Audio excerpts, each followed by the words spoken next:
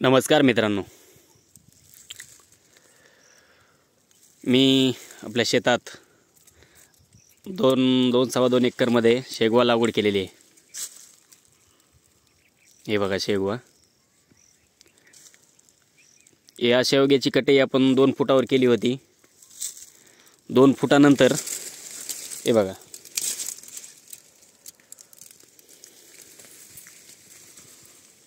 आता ह्याला फुलं लागलेली आहेत बघा।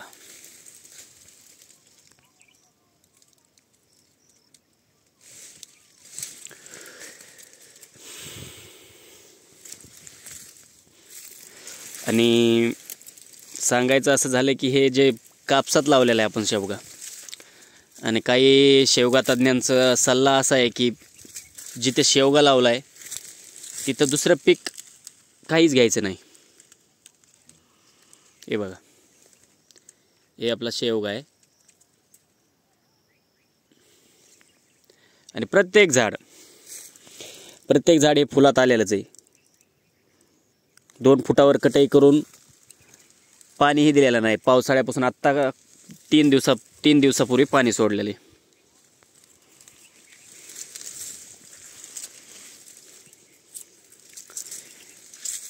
प्रत्येक झाड 2 फुटापासून कापून नंतर म्हणजे त्याला पाहिजे तेवढ्या शाखा वर आलेल्या आहेत। हे बघा, त्या वर शाखा येऊन त्यांनी आता फुलं धरलेली आहेत। फुलं धरण्याचं हेच की पाणी सोडल्यानंतर फुलं धरलेत त्यांनी, कारण की वातावरण गरमीचं नव्हतं।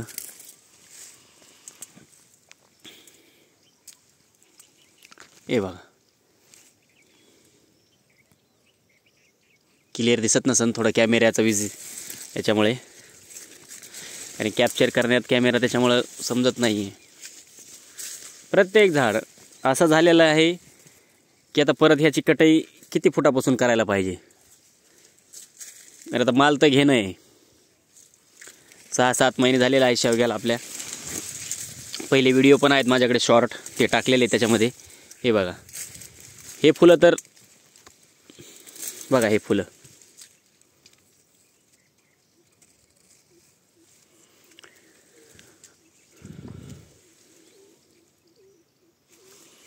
आणि सरकारची योजना संपल्यापासून पुढे आम्ही शेवगा लावलेला आहे बघा। आणि तसंही सर्वांना माहिती आहे शेवग्याचे फायदे। जनावराला खाऊ घाला, पक्ष्याला खाऊ घाला, माणसाला खा। असं म्हणतात की याचा पाला पण विकला जातो। पाल्याची पावडर प्रोटीन म्हणून बनवली जाते। शुगरवाल्यांना, असे भरपूर आजार आहेत त्यांच्यावर ही पावडर यूज केली जाते। लोक याचा पण बिझनेस करतायत। जी पावडर आहे ती विकायची।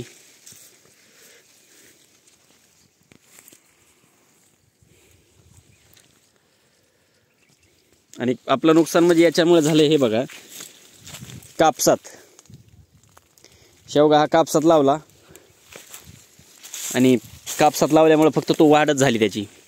जेवढ्या पाहिजे तेवढ्या शाखा खाली शाखा निघण्यात ती वर निघायला लागल्यात। तर हे वर नंतर मी हाताने हा खोड, हे बघा, हे हाताने कट केलेलं आहे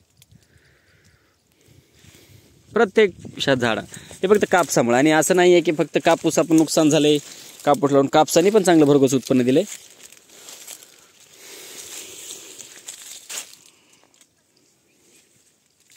हे बघू शकता मित्रांनो। आणि हा पहिलाच प्रयोग आहे आपला। हे जे शेवगा लागवड करण्याचा हा पहिलाच प्रयोग आहे। याच्या अगोदर आपण ह्याच शेतामध्ये हळद लावली होती, आणि हळद बी अशा सीझनमध्ये लावली की हे झालेलं।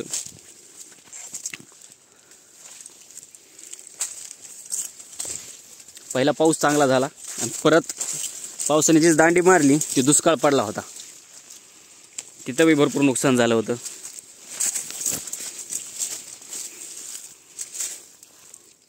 प्रत्येक झाड हे बघून घ्या। आता याला किती दिवसात शेंग येऊ शकते।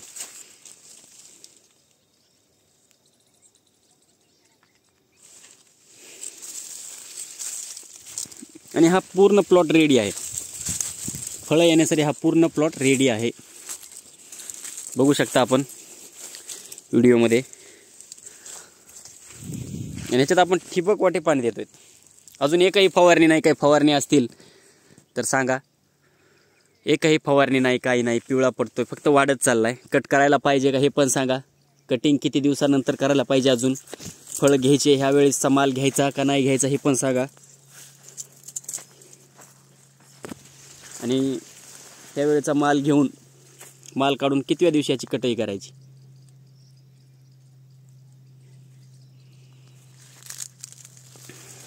हे पण सांगा. चला तर मित्रांनो, जय जवान जय किसान.